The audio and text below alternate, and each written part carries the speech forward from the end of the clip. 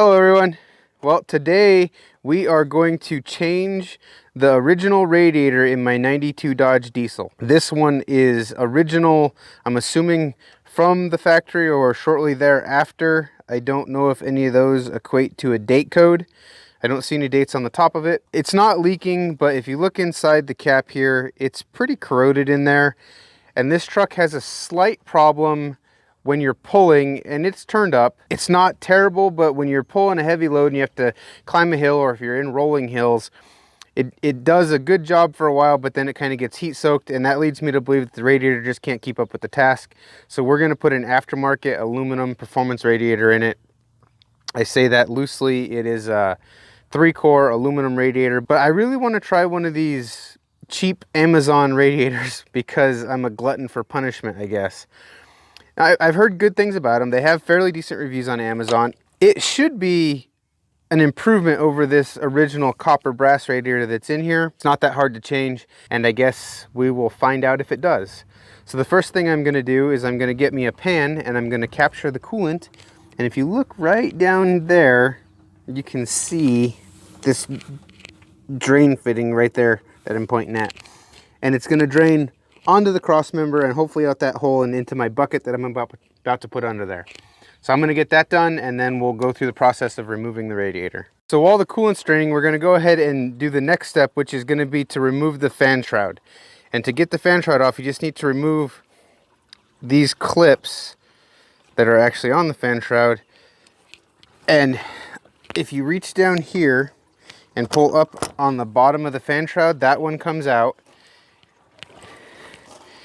And then if we go over to this side, we'll see that that one comes right out. And now it's also removed from the bottom. If you look down there, you can see the clips where it was clipped in on the bottom as well. So then to get this air dam piece off, we just have to take a pair of side cutters and lift this center pin out. And as you can see, the whole little plastic clip came right out. I'm going to get the rest of those out, and we'll get this out of our way next. Next, we have to remove the lower radiator hose clamp, and as you can see, I've already moved it back. It took 2 hands to move it, so I couldn't film it. We just pinched the 2 clamps together and move it back, and it works the same as the one on the upper one here, which I will film as I take it off. In order to remove the top one, we're going to take a pair of slip joint pliers, and we are going to put them over the clamp. This is way easier with 2 hands, just so you know. Squeeze it together and just push it back onto the hose. Now the radiator hoses are disconnected. We're almost done draining. Our bucket's almost full. So we're gonna give this a few more minutes, and then we will go ahead and pull the radiator out. Now that we've got our upper radiator hose clamp removed, we'll take a pointed pick, just slide it under the hose, and if you're careful, you won't damage the hose. You just need to go and work your way around this hose, and just, it's kind of gonna be formed or glued, stuck to the radiator. If you go all the way around, or most of the way around, usually you can just take this and turn it and pull it right off. Disconnect the overflow line for the coolant reservoir. Take out the 4 bolts that hold the radiator in, 2 on this side and 2 on the other side. And then this bracket comes right off, and we'll want to save this little rubber piece here for a new radiator because it doesn't come with new ones. And then we pull the radiator out. I'm gonna set the camera over here somewhere where you guys can see how this comes out. And then this should just pull straight out like that.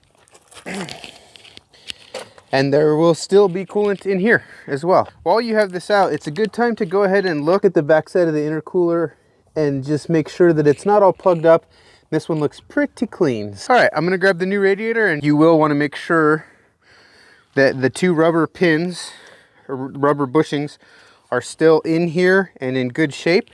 These ones look pretty good. And then if you're reusing the factory fan shroud, there's 2 metal clips on the bottom of this radiator you will have to transfer to the new radiator. So let me get those off and get the new radiator out here, and I'll show you what the process looks like putting it back in. Okay, so there's our new aluminum radiator.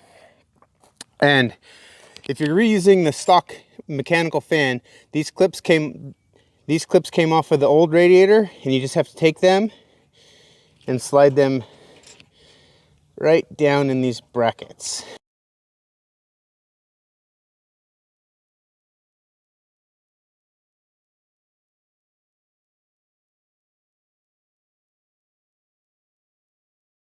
Okay guys, well, so we made it to Colorado, but I just want to give you an update on how the radiator did. If you look at the temp gauge right there, you can see that I'm going to call it the 2 hot and cold lines, and then there's the 4 lines in between those two. And before I put the radiator in, kind of running around town, it would run right on that second line, just like 2 lines above the cold hash there. And with the new radiator, it runs in about the same place running around town, but when you get on a long pull, like we were pulling an empty trailer, so we didn't have much weight, wasn't really loaded, wasn't really working that hard, it would heat up and get up to that 3rd hash mark there. Now it's not too hot, but that's much warmer than it was running with the original radiator. And I believe the reason for that is the radiator is a 3-core, it's a 3-core aluminum radiator, and from what I can tell, a 3-core aluminum radiator won't cool as well as a 3-core copper radiator. Now where you get the advantage with aluminum radiator is if you get a let me back that up a little bit. This is a 3-core with 1/2-inch core aluminum radiator, whereas if you get a 2-core with 1-inch core aluminum radiator, that cools better than a 4-core copper radiator, because the 1-inch aluminum cores cool better than 2 1/2-inch copper cores. It's a whole mess. Long story short is this radiator from Amazon, I don't remember the brand, it's branded as a bunch of different things, but it's a 3-core, and it doesn't cool as well as the factory 3-core copper radiator. We might readjust this in the future, but for now we're just gonna kind of rot out and clean the 3-core copper radiator and put it back in. And then I have some other ideas, and we'll shoot a video on what we're gonna do to try to keep this thing cool on the way back, because it's gonna be loaded on the way back to Alabama, and it's definitely gonna need to cool better than it did on the way here. My final answer on the Amazon aluminum 3-core radiator for a Dodge 1st gen diesel is it's not better than stock, and I don't think it's even as good as stock. This truck is pretty turned up. If you have a stock one and you just want to buy a cheaper alternative to a copper brass radiator, I think this one would probably be okay. For my application, the Amazon 3-core radiator is definitely not going to get the job done.